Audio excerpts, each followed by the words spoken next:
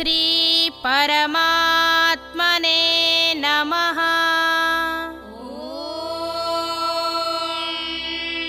श्री परमात्मने नमः।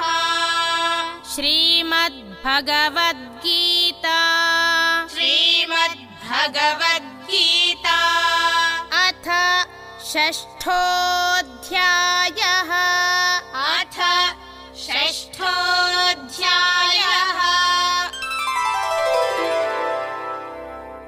श्रीभगवानुवाच श्रीभगवानुवाच सुखमात्यन्तिकं यत्तत् सुखमात्यन्तिकं यत्तत् बुद्धिग्राह्यमतीन्द्रियम् बुद्धिग्राह्यमतीन्द्रियम् वेत्ति यत्र न चैवायम् वेत्ति यत्र न चैवायम् स्थितश्चलति तत्त्वतः।